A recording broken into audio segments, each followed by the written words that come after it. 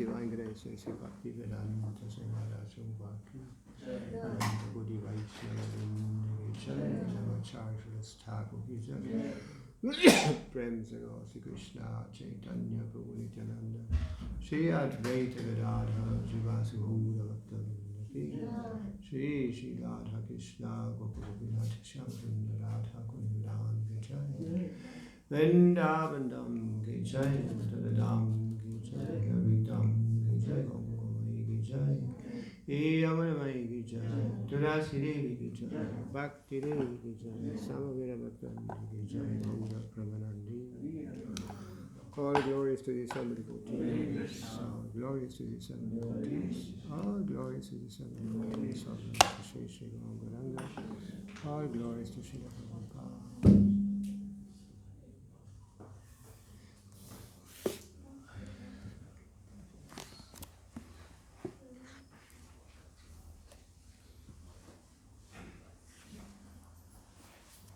Namam Vishwabhadaya Krishna Vistaya Srimad Bhakti Vedanta Swami Namaste Saraswati Devi Gauravani Pacharya Nirvishesha Sunyavadi Pashtatari Satari.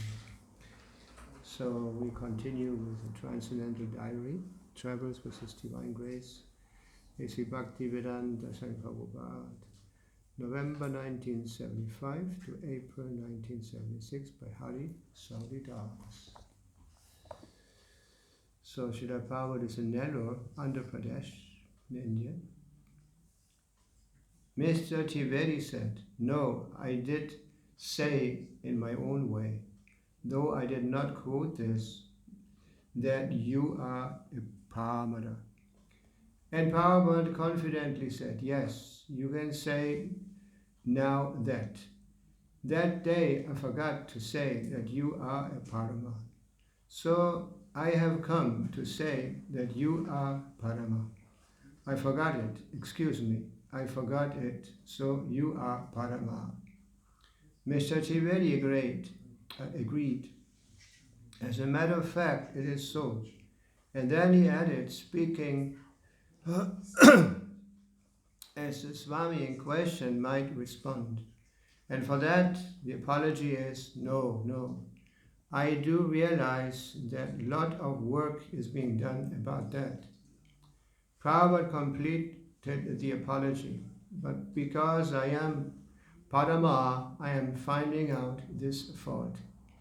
Mr. Trivedi added another anecdote to illustrate the kind of negative response our society is getting. One Goswami, when I said, well, this is a movement which I very much like, and like also to join, then he said that because I'm conducting Gita Bhagavan founded by him, he said, no. We, as a matter of fact, we champion that cause. But afterwards, when we realize that it is not Sampradayik, we have given it up. After all, we are qualified. Those machas means meat eaters. ... Prabhupada interjected abruptly, nobody cares for you. You are so qualified that nobody cares for you.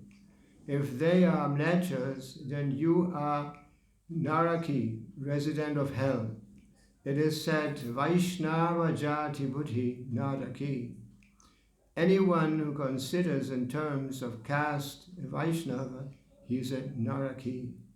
Everyone knows that he is European, he is American, but because he is a Vaishnava, one should not see like that. Mlecha, if he sees, then he is Naraki. Yashodananda Swami said it proved that they have no faith in the holy name, because the Harinam purifies everything. Prabhupada readily read, this rascal says the Nama has no ... See, we have to meet simply rascals all over. The so-called religiousness, so-called Swamis, so-called yogis, so-called politicians, you see, simply we have to meet with all rascals. This Maharaj showing that article on Krishna Jayanti Day, Mr. Trivedi continued, reading out to the entire audience, that was a rubbish. So what is wrong there? Prabhupada asked. What was the wrong? He said that this movement has got these black sheep and they have been banned in Japan. Everywhere they will be banned. But there is something in Japan which is banned, Prabhupada explained. But what you have got in Japan? Nothing. Yashodananda added, first of all, we are not even banned in Japan. The center is still there. Prabhupada said, no, that's all right. Banned means we had something. But what proof you have got that you have done something in Japan? So it is better. Just like one man said, I have lost 50,000 this year. His friend said, you are still fortunate because you have 50,000, but I have no 50 paisa even. Mr. Trivedi was encouraged. So there's something. Here, nothing. Prabhupada, Baba Bhuti said, they said that if Chaitanya Mahaprabhu wanted Krishna consciousness in the Western countries, why didn't he go there himself? That's what they told us. Prabhupada answered. So he left the credit for me. The devotees all cheered, Jai Haribol. He loves his devotees more than himself, Prabhupada said. Then Harikesh asked, why didn't Krishna kill everybody at the battle of Kurukshetra? Yes, Prabhupada enthusiastically replied. Krishna, by his simple desire, he could kill. He said, therefore, Bhavishyataham pravite achayate nagari grama sarvatra prachara haive. He, Sri Chaitanya, is leaving the task for somebody else. Maybe it's difficult to understand. But Srila Prabhupada is actually talking about Yashodananda. At that time, I don't think he was a sannyasi yet. Oh, yeah, he was a sannyasi. And they had gone to Japan, and they had some trouble there. And all the newspapers in Japan reported about this incident that the Hare Krishnas had had. And it was a very unpleasant event, actually. So they were kicked out of Japan. And now Srila Prabhupada is speaking about some of his godbrothers who criticized the devotees, criticized ISKCON, that they had some trouble in Japan. And then Prabhupada is saying here, so what are they doing there? At least we're doing we have done something, whereas you have not done anything there. No, so Srila Prabhupada was, of course, we had the same problem in Germany also, many years back. You know, the administration at that time was not acting properly, really. And we had a big court case here in Germany, and one Srila Prabhupada wrote a letter to our GBC here, to Hansa Duda, chastising him for having done all this. And he wrote another letter to the devotees, saying that, yes, Nrsingadev attacked you, and you're like Prahlad. So we speak in two ways. Yeah, he chastised the GBC, the administration at that time, and he encouraged the devotees. It was actually very troublesome, this event. This was in the 70s. Any questions regarding what we just read? Or was it too difficult to understand? Pretty out of context. Okay, shall we read more? Or don't make it, huh? A little more? When preparing Srila Prabhupada's lunch yesterday, I discovered that the only salt available came in large crystalline lumps. They had to be broken and crushed. Because this was somewhat troublesome, I spent half an hour making enough for the following few days and put the small stone bowl containing the salt on Srila Prabhupada's choki. I assumed that Prabhupada would take as much as he wanted from the stock and leave the rest for future use. During breakfast, however, Prabhupada dipped pieces of fruit directly into the bowl rather than taking some salt from it into his plate and leaving the rest. When I cleaned up afterwards, I left the salt bowl on the table, thinking it would be all right to use it for other meals. Through conversing with the other devotees, Prabhupada, as observant as ever, noticed what I did and immediately rebuked me, calling me a Yavana. He complained about the Western eating and habits of saving remnants of food. There's no taste, no vitamin, and still they eat. Harikesh asked if it would be all right if I kept the salt in the pot and then put them on the plate when Srila Prabhupada took his prasad. I do not know whether it is all right, but it is not all right that you eat and keep. This is not all right. Yashodananda explained, he keeps the salt in a separate bowl.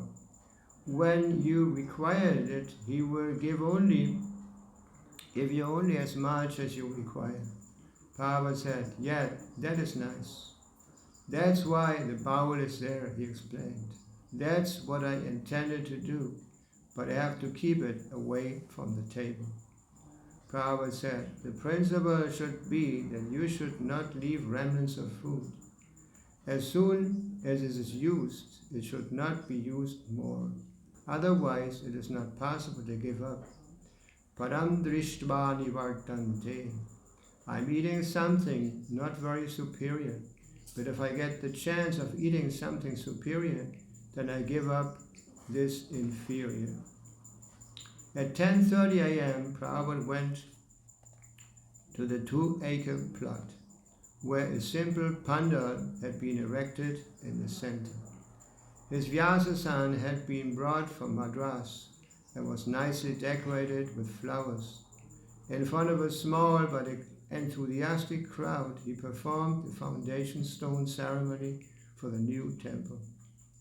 The guest of honor, Sri B. Gopal Reddy, the former governor of Uttar Pradesh and historically the second chief minister of Andhra Pradesh, presented Prabhupada with a very large and colorful garland.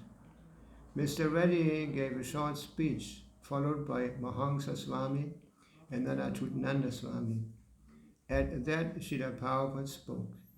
After these preliminaries, Prabhupada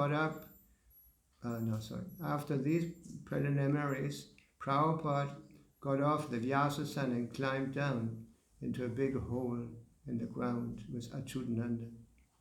A water pot with a coconut on top was placed on the bottom of the hole, along with auspicious items such as amrita and flowers, as well as gold, silver, and copper coins. When Prabhupada broke a coconut and poured the water over it all, with the sannyasis following suit, Prabhupada climbed back out with a short speech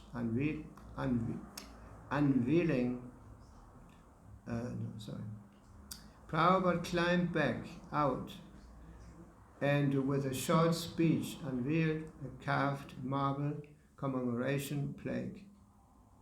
Finally, he went back in the hole and laid a few bricks with cement. With the foundation proceedings over, they happily initiated 11 new Indian disciples from Mahamsa's party, distributing chanting beads and new names before returning to the house, leaving the sannyasis to complete the ceremony of the fire sacrifice. Yes, so that time Prabhupada was there. And everything was done under his guidance. And in this way, everything was perfect. And that's in Hyderabad? This is Nellore, Andhra Pradesh. Huh? Anyway, so, when devotees did something, Srila Prabhupada used to correct them all the time. It just reminds me that, anyway, so the presence of Srila Prabhupada was omnipresent. When Srila Prabhupada was there, you could feel the presence of Srila Prabhupada. I remember we were chanting in Berlin many years back, and we were only 2 or 3 devotees chanting. But we knew that Srila Prabhupada at that time was flying over Berlin. And just by knowing this, we were so ecstatic in our kirtan performance. Actually, Prabhupada only came to Germany 2 times.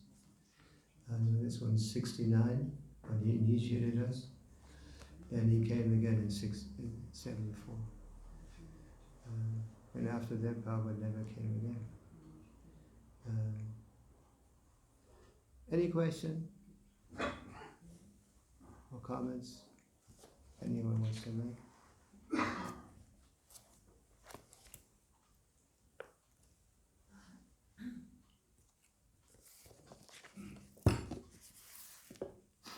So I'm sorry I have to speak in English now because my eyes are not very good. And when I do classes, I have to use this machine because I can amplify the letters. Is that understandable? So we're reading from the 6th canto, and that's the first chapter. The Bhagavatam is telling us about Ajamil, the story of Ajamil. So you have already been reading, starting this first chapter. And so we just continue. Om Namo Bhagavate Vasudevaya. Om Namo Bhagavate Vasudevaya. Om Namo Bhagavate Vasudevaya. Om Namo Bhagavate Vasudevaya. Om Namo Bhagavate Vasudevaya. Om Namo Bhagavate Vasudevaya. Saivam Bhartmano Gyo. Mityu Kala Upastite. Matim Chakara Tanaye. Balanarayana Viyaye. Balinarayana Vaye. Saivam Bhartmanogyo. Mityukala Upastite. Matim Chakara Tanaye. Balinarayana Vaye. Saivam Bhartmanogyo. Mityukala Upastite. Matim Chakara Tanaye. Balinarayana Vaye.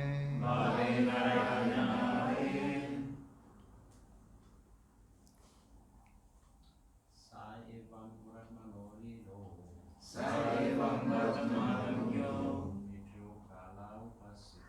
Mityukala Upastite. Matim Chakara Tanaye. Balinarayana Vaye. Saivam Bhartmanogyo. Mrityukala Upastite. Matim Chakra Tanaye.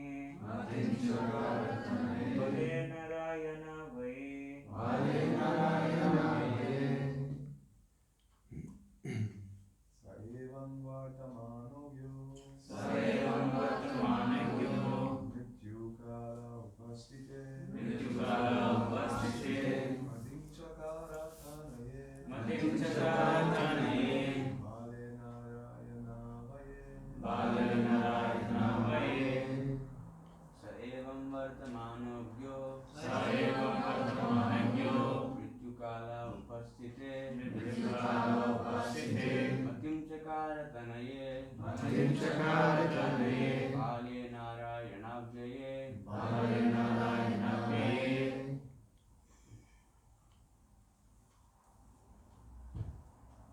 Ladies?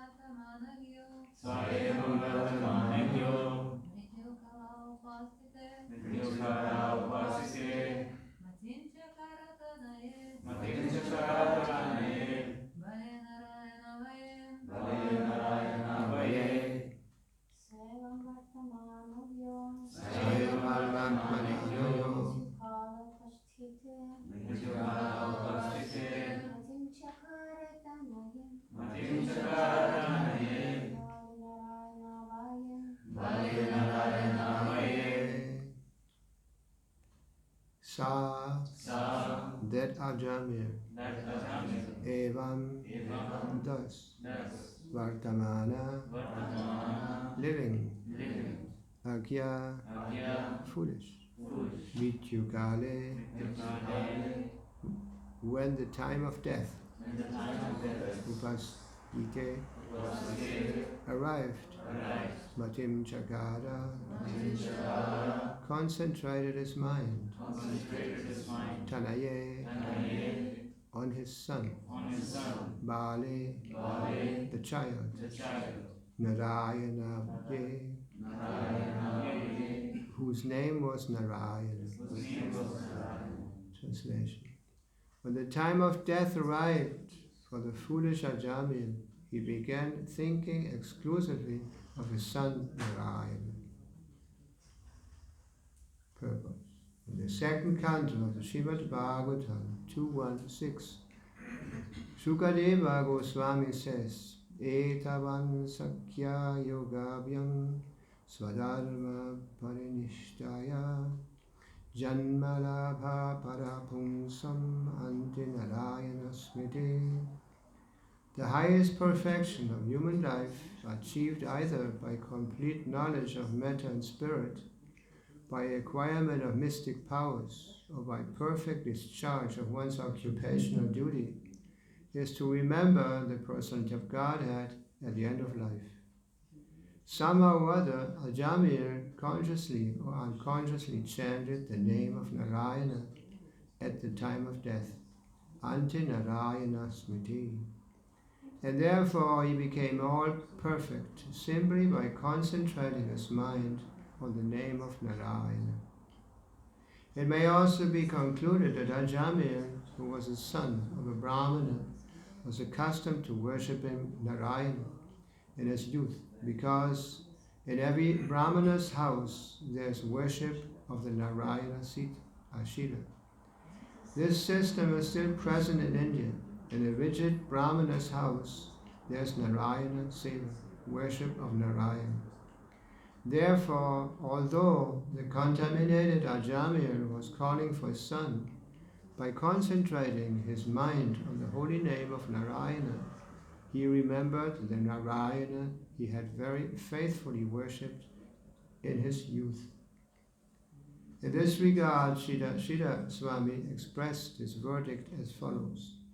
Etach chatat upalalanadhi Sri Narayana Namo Chalana Mahat Yena Tat Bhaktir Evabhut Iti Siddhato Payo Gitvenapi Drashtavyam.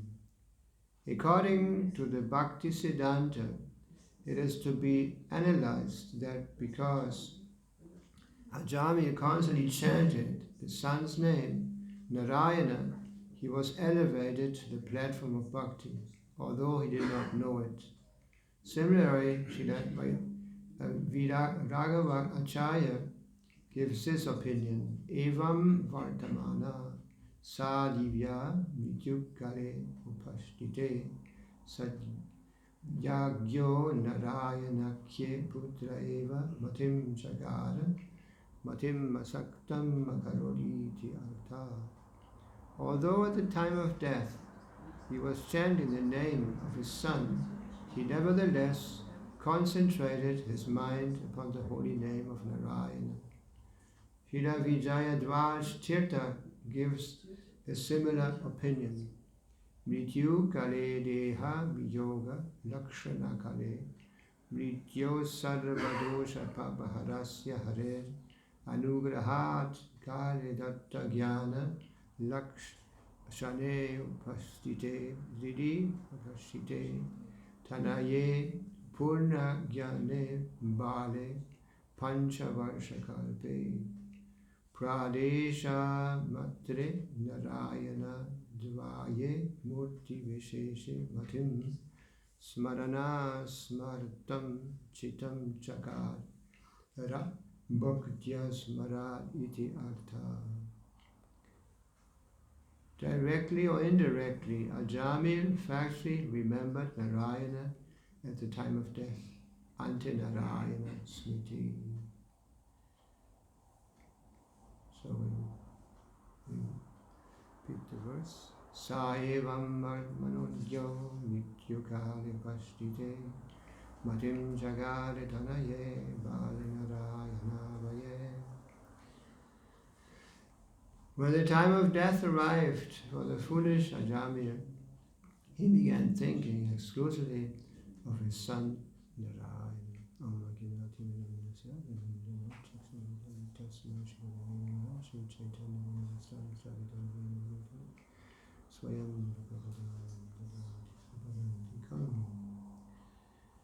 So we're hearing of the activities of Ajamil. I'm also reading the sixth canto right now. So I remember at one point it is said that, especially Prabhupada mentions the different subject matters of the different cantos. And he explained the sixth canto, he says it's especially for, he's giving examples of how the Lord protects his devotees.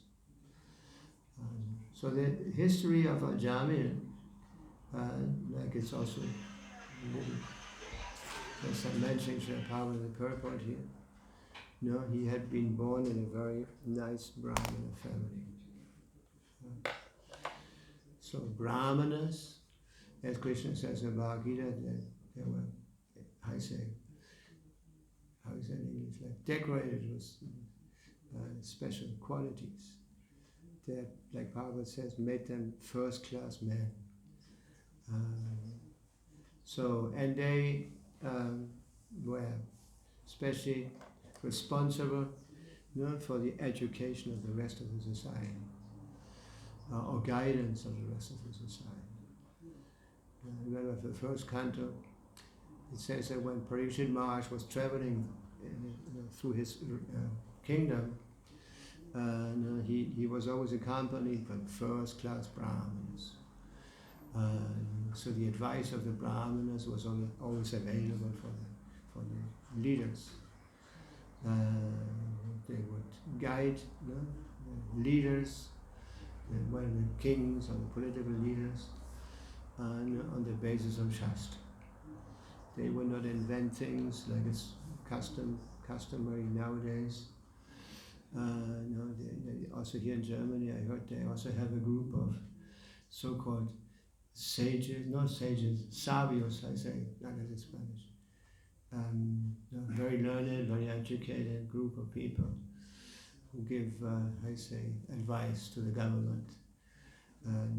But of course, they're not on the same level as Brahmanas. The most important quality of Brahmana is that he knows Brahman.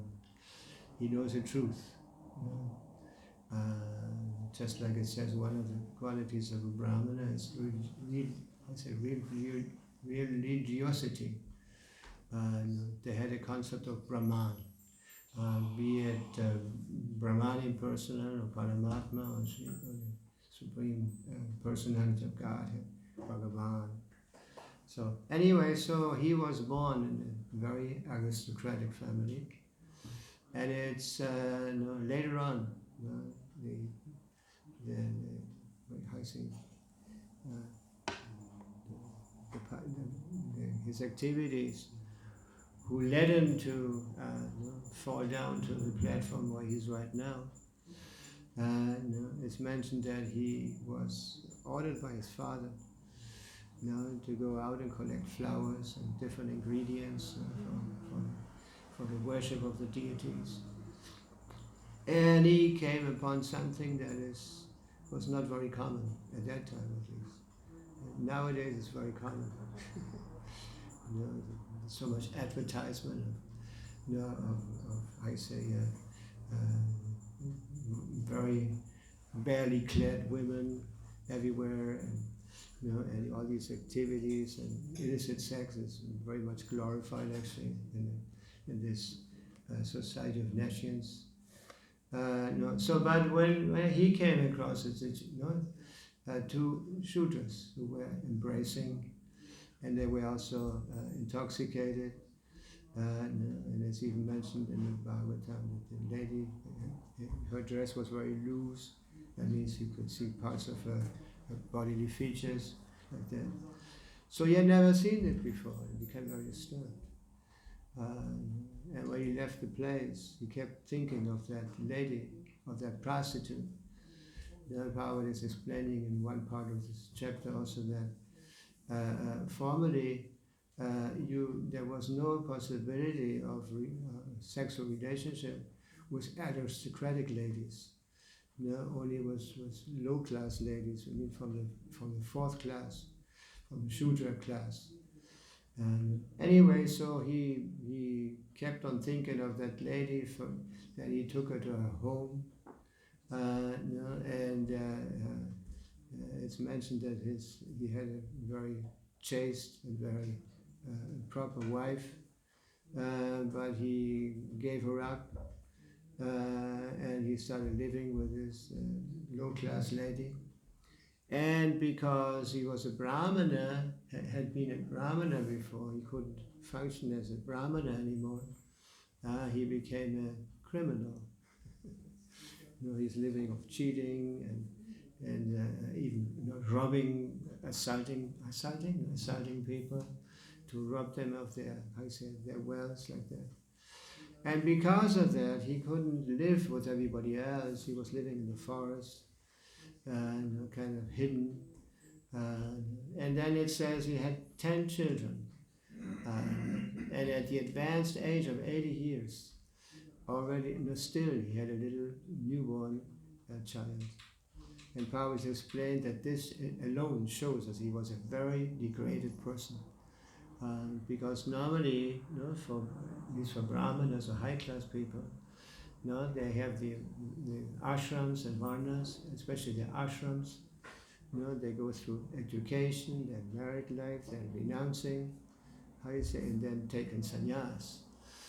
At least this is for the Brahmins. It says that the Kshatriyas go only through 4 ashrams. They only get to vanaprastha. Just like you can see it from the Mahabharata, that when the Pandavas renounced, they renounced together with their wife, Draupadi. And then it's not, and never took sannyas. Then it says that Vaishyas go through education and household life, and the Shudras only know household life. Anyway, so because he couldn't live in public anymore, he was, hidden, kind of hidden. And he had 10 children. And in advanced age, he still had a little baby. And somehow, by the arrangement of Krishna, he gave it the name Narayan. And Srila Prabhupada was saying here, the verse actually says that he was very foolish. But then later on, Bhagavatam is saying that he was foolish, but at the same time he was also fortunate. And Bhagavad says that unconsciously he was executing devotional service. That means by always reciting the name of God, unconsciously. But then it says, next verse after this is that the Yamadutas appeared. And when the Yamadutas appeared, it says that 4 Yamadutas appeared. And the Yamadutas are described just like how you say, like Satan, how you say? They have kind of animal feet and horns also. Demonic structure. Yeah, demonic, very demonic. But they were servants of Yamaraj or Dharmaraj, one of the Mahajans, 12 Mahajans. Anyway, so they had a special work to do in order not to be, I say, judged properly. They were brought before Yamaraj, Dharmaraj. And Dharmaraj was the judge. He kind of determined what the destination of these sinful people would be in the future. First they had to go to hell, we said, suffering sufficiently, chastised there, and then they were given a new body. Actually, it says in Bhagavatam, this kind of chastisement was a kind of preparation for their next life. They were supposed to do a lot of things that in the next life they would be doing. Anyway, so when the Yamadutas appeared, he was shocked, and just like when you're in a situation like that, you immediately cry out, "Mommy!" or "Papi!" or "Police!" But because he was very attached to his little baby, it actually says in the previous verse, it said he was completely absorbed, in his little son all day. When he was eating, he also gave something to eat to his son. Whatever he did, he always had his son around, so he was completely son conscious, Narayan conscious. And because he was fortunate that his son had the name of the Supreme Personage of Godhead, he was also purifying himself. He was actually doing devotional service, like Bhagavad says. Very important part of devotional service, especially in this age of Kali Yuga. And it was the chanting of the holy names of Krishna. Krishna Vanam, what is the verse? Anyway, so it says that this Kali Yuga is compared to an ocean of faults. Eka Mahanguna, but there's one special quality in this age of Kali. And what is that? The chanting of the holy name. Very powerful process, which forms actually the basis of our sadhana as devotees in this age of Kali Yuga. Chaitanya Krishna himself came to teach us his process, emphasize his process. Not just preaching, but also, as Chaitanya Mahaprabhu appeared as a devotee, he was teaching us by his own example. Chaitanya Mahaprabhu himself traveled all over, accompanied by his eternal associates and servants, and propagating the chanting of the holy names everywhere.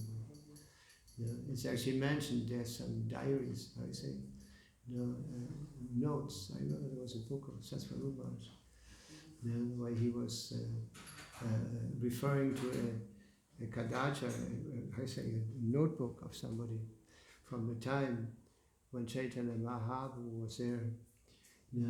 And he's explaining that during the time when Chaitanya Mahaprabhu was there, so many people became inspired to chant the holy names. And they also traveled around everywhere to propagate the chanting of the holy names. So Chaitanya Mahaprabhu himself was traveling and chanting the holy names everywhere. So, but Ajamil, no, it says in the purport here that when he chanted, he gradually remembered the time when he was actually worshipping Narayan. He had learned this process of devotional service from the beginning of his life. You know, this is the advantage, you know, of good birth. If you know, Krishna says in Bhagavad Gita, if you haven't completed the process and haven't returned to Godhead, then you're giving an opportunity. Not first, of course. You know, there's a letter to Jayananda from Srila Prabhupada. You know, when Srila Prabhupada heard that Jayananda had given up his body, he wrote an open letter to Jayananda. You know, and he said that, well, if you remember Krishna at the time of death, when you left the body, you went back to Krishna. If not, you are going to the heavenly planets right now, and then you return to this earthly planet and take birth in a rich family, no, or in a family of devotees. Yeah. I just heard a class of Paul explain this, that when one is given the chance of taking birth in a very rich family, this is very auspicious for spiritual life, because you don't have to worry about money or facilities or anything. Everything is there. Of course, you have to learn how to, sufficient intelligence to take advantage of this. Yeah. So there's a nice example. You know, there's a sage giving benedictions to different classes of people. You know, to the prince, you know, he gave the benediction, never die. Because when you are normally in a rich condition, you tend to extensively gratify your senses or commit all kinds of sinful activities. That's why the sage said, don't die. No, live eternally, don't die. And then he gave a benediction, so to say, to a butcher. He said, don't live, don't die. You know, because for the butcher, living is hellish. You know, he's always killing animals. You know, and as soon as he leaves his body, he be just, how do you say, bestraft, what is that? Yeah, punished, no? So many heavy ways. And then he gave the benediction to Brahmachari. He said, don't live. That means, you know, practicing severe austerities. No, the material world is not so comfortable for such persons, to tapasvis. Better you die as soon as possible and earn the good results of your austerities. And then, what was the next one? And given the benediction to a self-realized person, liberated person, die, how I say, die or live, it's the same thing. Anyway, so the Yamadutas appeared, and he called out the name Narayan. It's actually mentioned that he only called out once, and because he was completely, taken shelter, and one.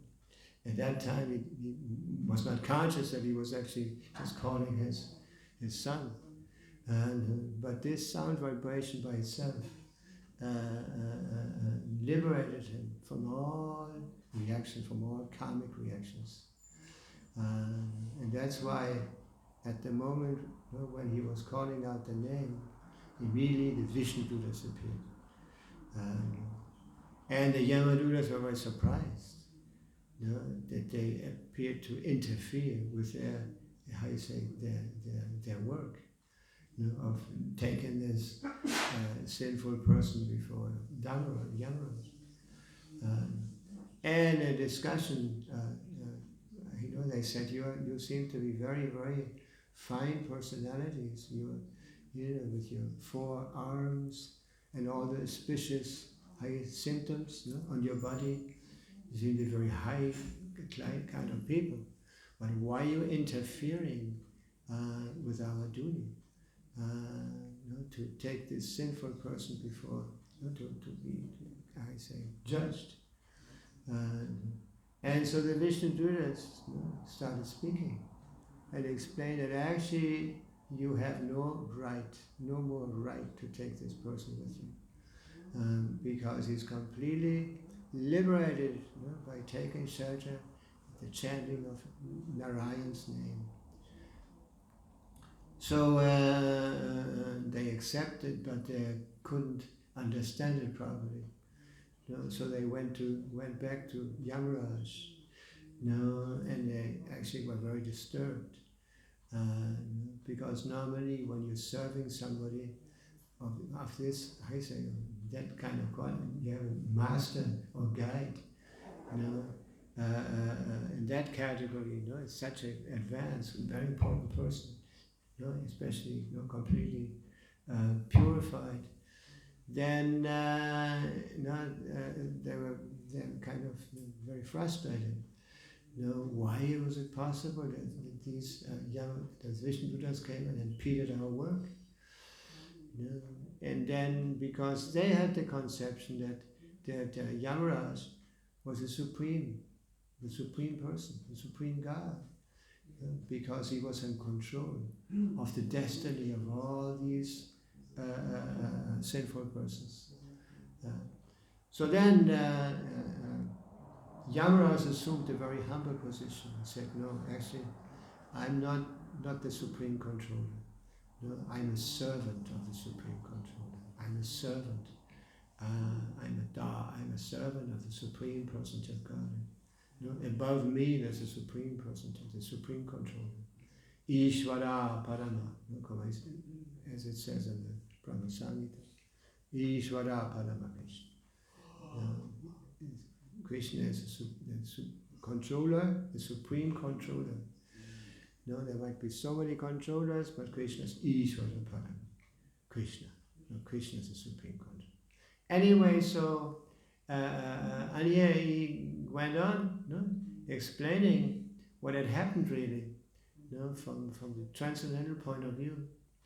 And then he explained, yes, actually, there's 12 authorities. What's the first one? Well, Brahma, but what's the name of Brahma in this case? Indicating that he, anybody remembers the verse?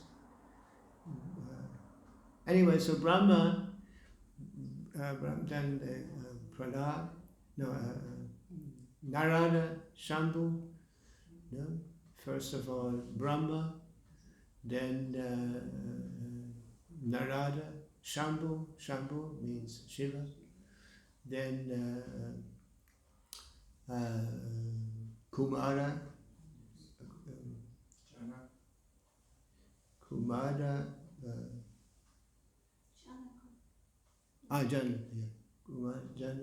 Janaka, Bhishma, then Prahlad, Janako Bhishma, anyway. And then Balir, Vyasakim, Balir, and Vyasakim means the son of Vyasa. And then he finished the verse and saying Swayam. Swayam means us. That means he also included himself amongst the 12 Maharajas. Anyway, so then this is a story of a Jamya that actually what is a very important thing is that because he was chanting the holy name as part of devotional service. It's only devotional service that can cleanse us completely. The problem in other disciplines like karma yoga, jnana, or ashtanga yoga and all this, there is still some some defect. What is this defect? Srila Prabhupada gave the example.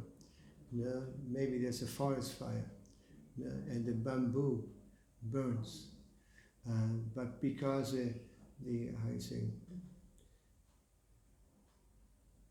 sorry, I'm used to speak Spanish, so I don't even English. I'm not so much used to speak English anymore.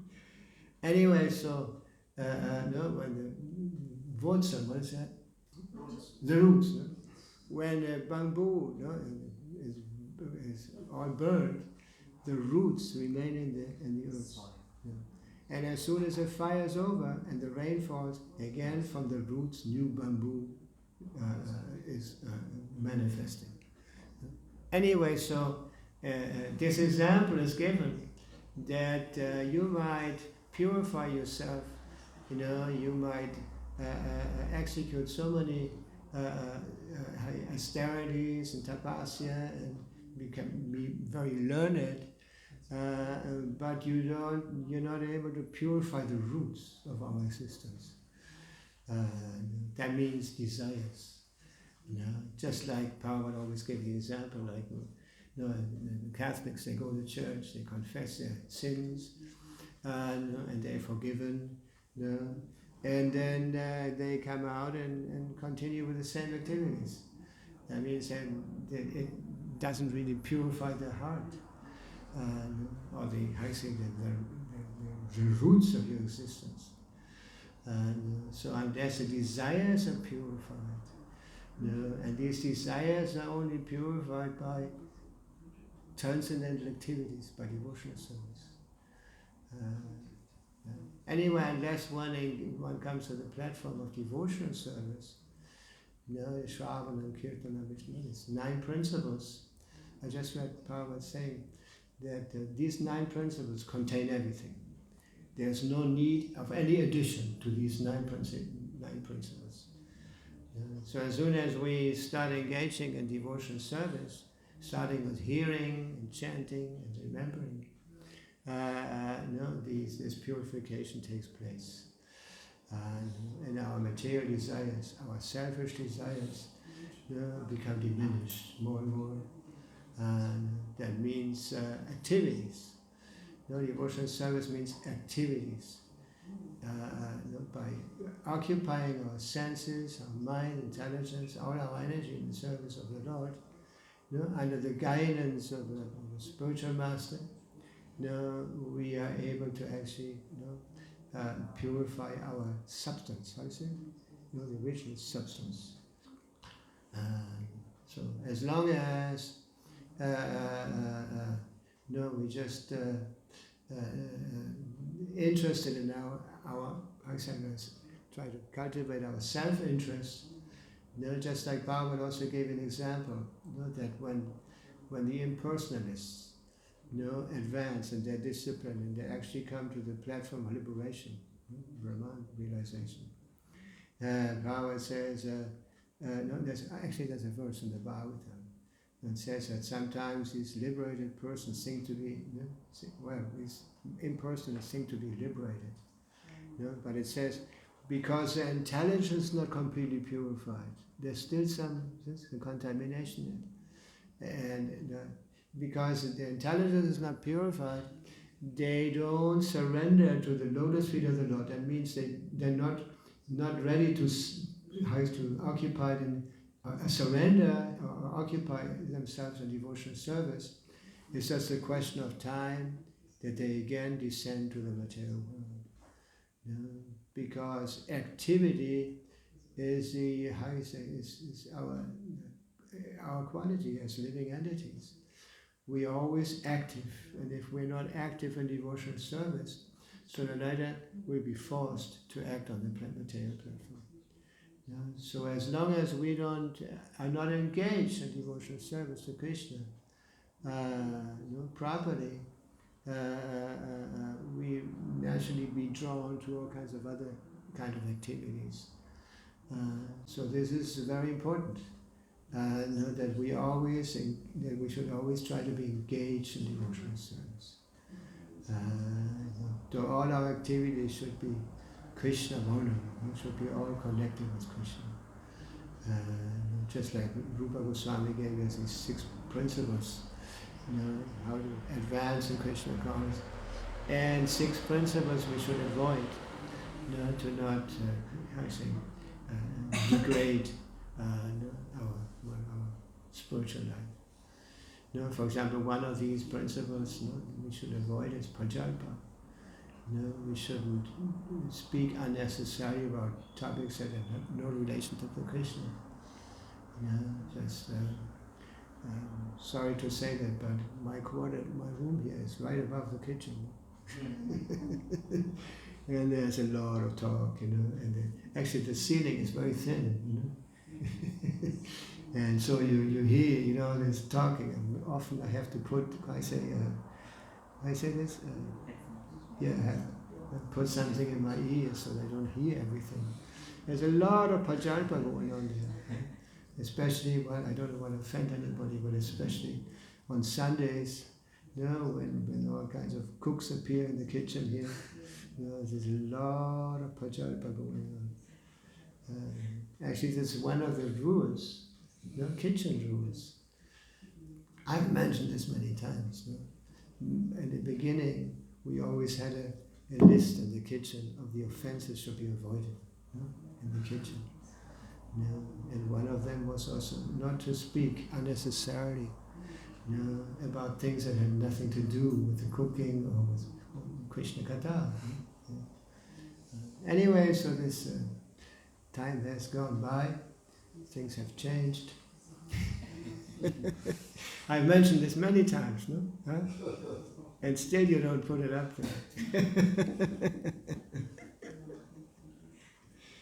Well, I will stop speaking here now. Maybe somebody has some question or somebody wants to say something, add something. This is my first German class, English class here after many, many years. No, what am I saying? Actually, it was related to German. Hare Krishna, any comment or question? Yeah, but in the fifth canto is described. Bitte louder. In the fifth canto, the other hellish plane is described and how much punishment one gets after one did unpious activities, sinful activities. I'm wondering, because it's described like really heavy punishment, but still after this, if you come back in a certain body, there is still karma. That means there is still punishment. How is this to be understood? First we get punishment, but then again, when we come back, we still suffer from karmic reactions. It's actually said that we punish. Souls are punished corresponding to their mentality, their activities. But still, what maintains us here in the material world is our karma. So there's still karma. Actually, we have so much karma. It's not that easy. Just by being punished, get rid of it. Unless you change your mentality, you continue functioning on that platform, karma. Is that okay?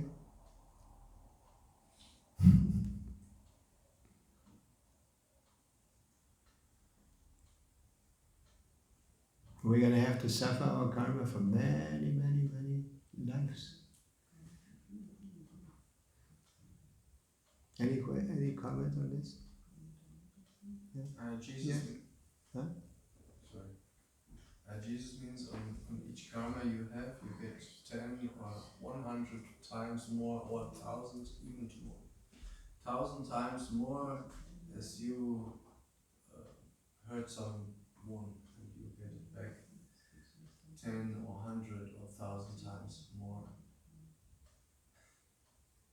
I don't understand. Yes, if you punish or give some pain to another person, and then you will get it back 100 or 1,000 times more. I only know that about killing a cow. Have you suffering reactions as a cow has hair, I think. Yeah. You want to say something? Yeah, when the kids get punished, then afterwards they will do the same thing again because they still have the desire to do that activity. So yes, we're getting punished then, but still we have the desire to fulfill what the Maharaj said with the karma. It's like two different things.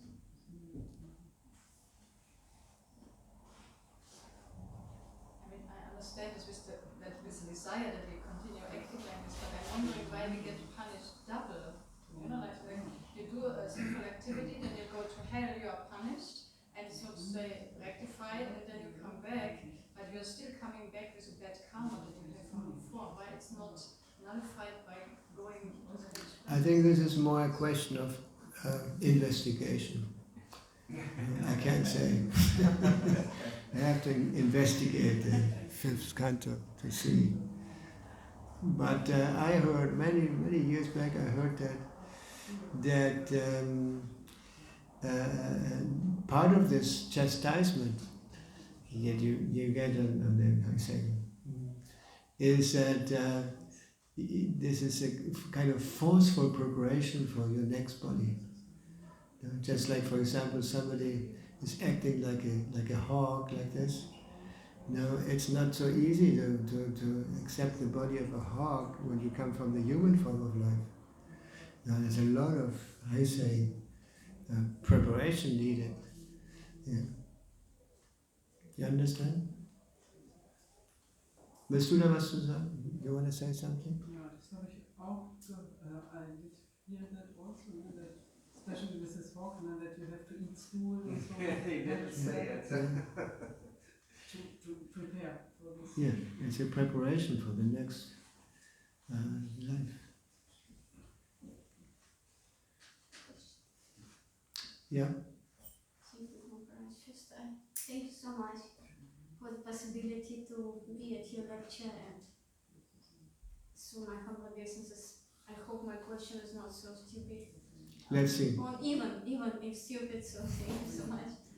Yes, so first I wanted to say, because of this karma, maybe, I don't know exactly, I said this and then I asked the question. So maybe it's more about, not so much about punishment, but about prayashchita, how we react of the sinful activities and the punishment. So prayashchita means atonement, so you could... Sorry? Prayashchita. Prayashchita. So Yes. Prayashchita.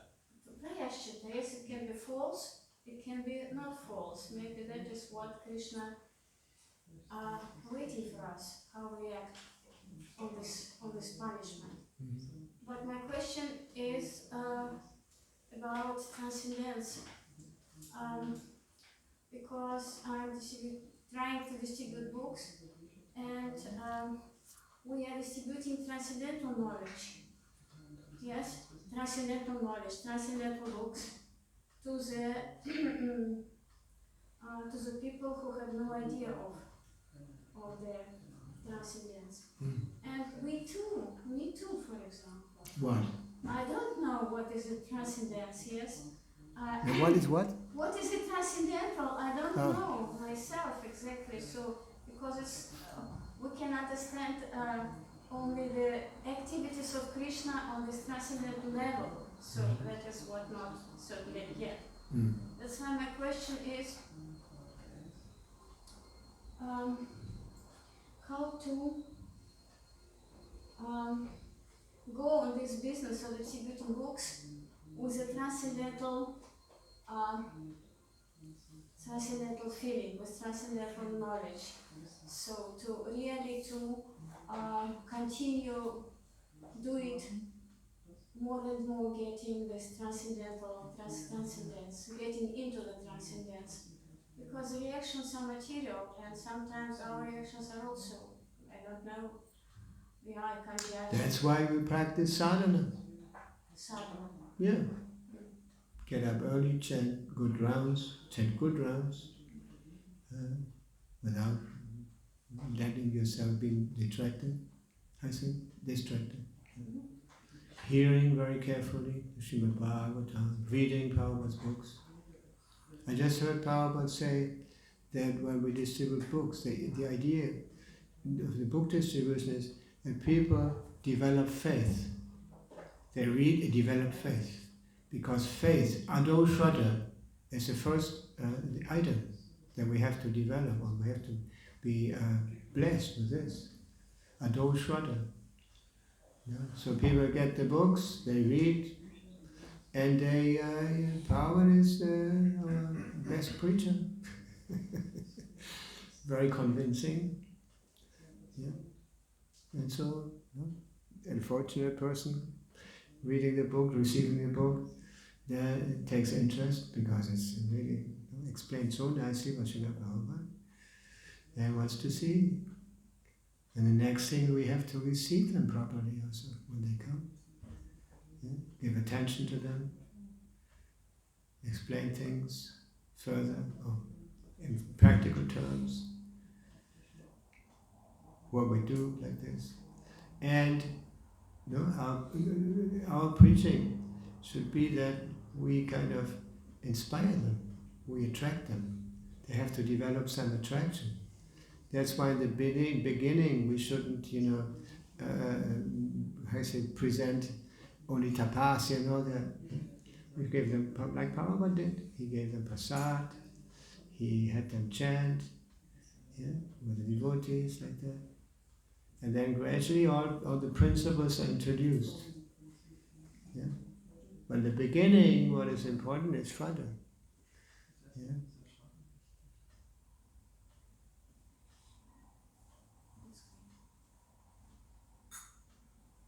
And we always, when we distribute a book, we always had this idea that every book has its destiny, has already its destined destiny. Yeah. Sometimes somebody would buy a book on the street, like a mother or something, and looked at the book and didn't understand much, and left it on the table. And the son comes or the daughter comes, and, what is this? Start reading, and sometimes they become devotees. And the parents wonder, what? I was the cause of that? Wow.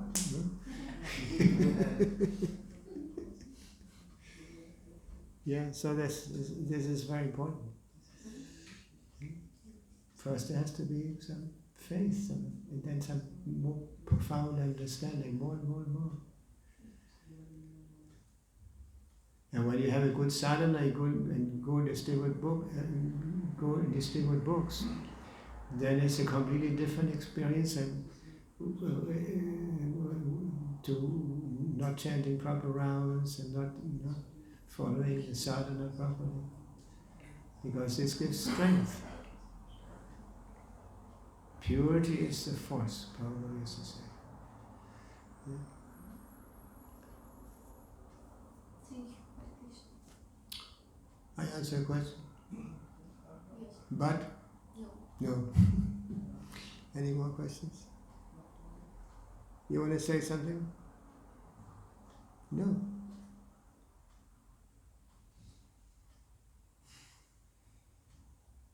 Haben wir noch Zeit? Ich weiß nicht mehr, wie das hier geht. Eigentlich jetzt so Schluss. Ja? Bis 9 ist. Bis 9. Okay, 1 Minute noch. Okay, Hare Krishna, thank you very much for your patience.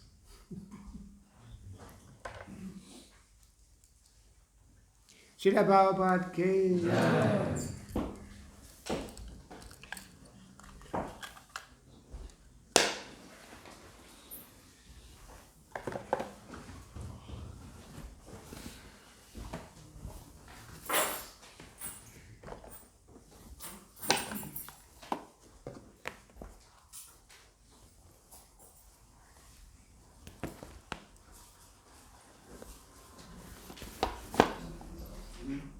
Can you see